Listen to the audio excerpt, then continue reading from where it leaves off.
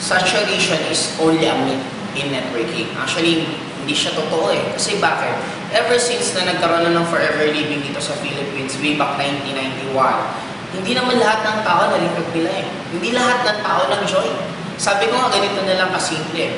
Kung pag-base mo mismo sa actual facts, okay, sa numbers tayo, ang member ng AIM-Global all over the Philippines is we have more than 300,000.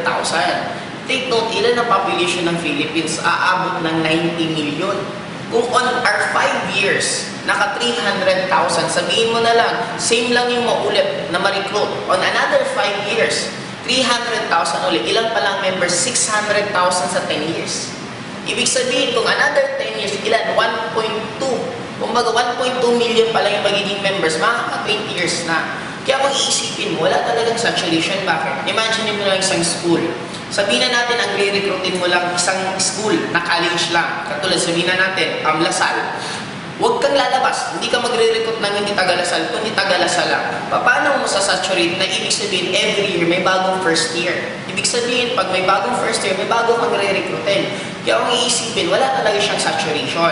Sinasabi lang siyang may saturation kasi yun ang paminsan nagiging scapegoat ng mga ibang tao na hindi nagiging successful sa pag-network. Or ang iba, yun lang, nila, para hindi sila sumali. Pero actually, sa tagal ko na sa industriya ng networking, may mga namimit ako 50 years old na, 60 years old na first time nila ma-recruit sa networking. Ito yung tanong doon, saan sila nabuhay?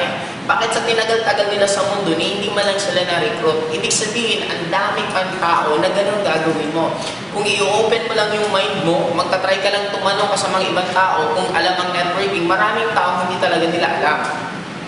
Ang clue, pag ang isang tao walang alam sa networking, pag nagsabi silang saturation, pag nagsabi silang una-unaan ng networking, ang kumikita lang nasa taas, yun ang mga symptoms na ibig sabihin, yung taong yun wala po talagang alam sa networking. Kasi sa dami kong kakilala, mga veterans na mismo sa networking, sila mismo hindi sila nagsasabi na una-unahan ng networking. Imagine mo sila na yung matagal sa industriya, sila pang hindi nagsasabi. Sino ang nagsasabi? Normally, yung wala talagang mga alam. Kaya careful kayo sa ganon. Paminsan, yung mga nakakausap nyo, wala naman talagang alam sa networking, nag-aalam-alaman